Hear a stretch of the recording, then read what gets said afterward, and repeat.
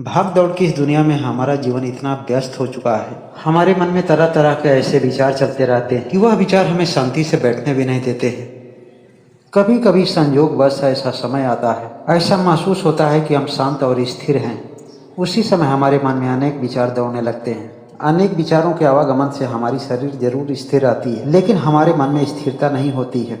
आज हम इसी टॉपिक पर बात करेंगे कि हम अपने विचारों को शांत कैसे करें, क्योंकि हमारे विचार और हमारे मन से हमारे जीवन की सफलता जुड़ी हुई है, हमारे जीवन की सुख शांति जुड़ी हुई है। एक बार एक शिष्य और एक गुरु एक जंगल से गुजर रहे थे। चलते चलते शिष्य ने अपने गुरु से एक प्रश्न पूछा, गुरुदेव, जिंदा मनुष्य में विचारों का आवागमन तो स्वाभाविक है, फिर कुछ संत और महात्मा विचारों से मुक्त होने की बात क्यों करते हैं? तब महात्मा अपने शिष्य को समझाते हुए कहते हैं कि मान लो कोई घड़ा पहले से ही कुछ कंकड़ पत्थर से भरा हुआ है और उस घड़े में चांदी का सिक्का डालना चाहोगे तो कैसे पड़ेगा?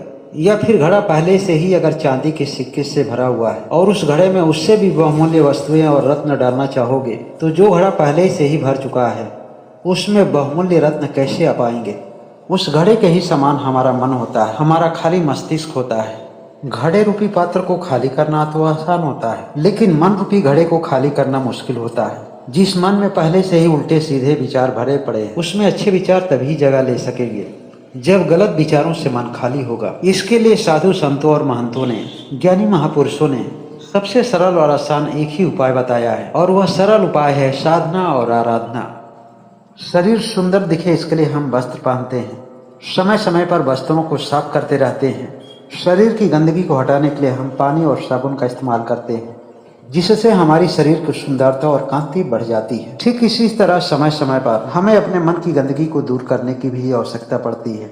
महात्मा जी अपने शिष्य को एक बीता हुआ किस्सा बताते हैं।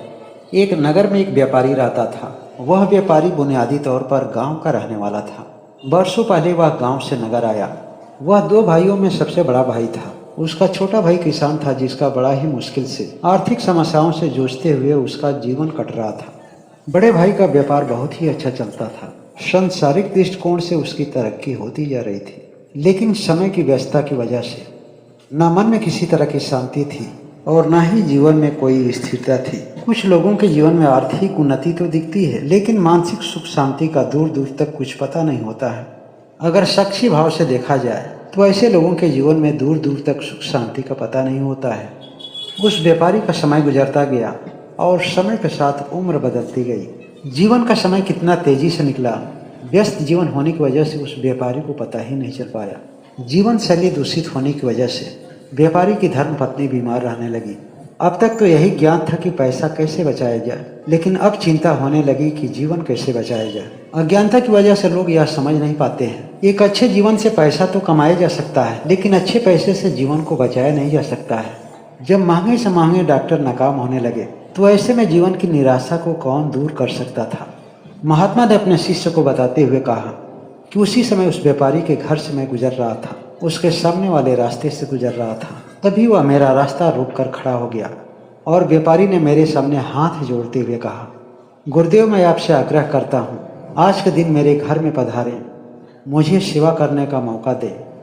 मेरे घर में आपका पैर पड़ते ही आपकी कृपा से हो सकता है कि हम लोगों के जीवन की बाधाएं कम हो जाए।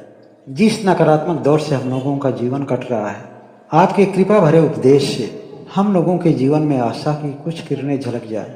कोई भी महात्मा इस तरह के अनुग्रह को भला अस्वीकार कैसे कर सकता है? क्योंकि संतों और महंतों की यही तो खासियत होती है कि उनका जीवन औरों के लिए समर्पित होता है। पति पत्नी महात्मा की खूब सेवा सत्कार किए। व्यापारी और व्यापारी की पत्नी ने महात्मा जी के सामने अपने जीवन की एक एक समस्याओं को रखे। महात्मा जी ने अपने ज्ञान उपदेश में कहा कि जीवन की अनेक समस्याओं की जड़ मन की अशांति होती है। आरंभ में हर व्यक्ति को केवल एक ही चीज दिखाई देता है, आर्थिक विकास। मेहनत और लगन के साथ यह उपलब्धि तो उसको हासिल हो जाती है, लेकिन आने वाले भविष्य में उसको एक बहुत बड़ी कीमत चुकानी पड़ती है। अशांत मन यह निश्चित नहीं कर पाता है शरीर और मन को स्वस्थ रखने के लिए सबसे जरूरी क्या चीज होता है। महात्मा जी ने बताया कि इस धरती पर जन्म लेने वाले हर एक मनुष्य को सबसे पहले यह ध्यान रखना चाहिए, तन और मन को कैसे स्वस्थ रखा जाए। यह हर एक आदमी के लिए संभव है। इसमें बहुत बड़े धन की आवश्यकता नहीं पड़ती है, केवल बुद्धि और विवेक की आवश्यकता होती है। लेकिन आदमी जब माया में फंसकर भौतिकवाद की तरफ दौड़ लगाता है तो अज्ञानता उस पर हावी होने लगती है। एक अज्ञानी मनुष्य के पास धन दौलत चाहे जितना भी हो जाए, खर्च करने में उसे बहुत सोचना पड़ता है। अज्ञान ही अपने और पराये का भेद सिखाता है। आजकल जितने भी रिश्ते बिगड़ रहे हैं, टूट रहे हैं, मानवता को शर्मनाक किया जा रहा है, रिश्तों की मर्यादा खत्म हो रही है, उन सबका केवल एक ही मात्र कारण है और वो है अज्ञानता। और अज्ञानता के कारण ही जीवन की सभी विकृतियाँ शुरू होती हैं, क्योंकि वहीं से जीवन की अहम की उत्पत्ति होती है। दोस्तों, हमारे सभी वीडियो में अधिकांशतः एक ही बातों पर बल दिया गया है कि किस तरह से रिश्तों की मर्यादा को बनाए रखा जाए। इस संबंध में आप लोगों का विचार जो भी हो वह कमेंट के द्वारा जरूर व्यक्त करें। वीडियो अच्छी हो तो लाइक करें, शेयर करें, और जो लोग अभी तक इस चैनल को सब्सक्राइब नहीं किए वह सब्सक्राइब करके बेल आइकन की घंटी को जरूर दबा लें। आप लोग हमेशा स्वस्थ रहें, यही हमारी मंगल कामना है। आप लोग इस चैनल पर आए हमारे विचारों को सुने, इसके लिए आप सभी लोगों को बहुत बहुत धन्यवाद।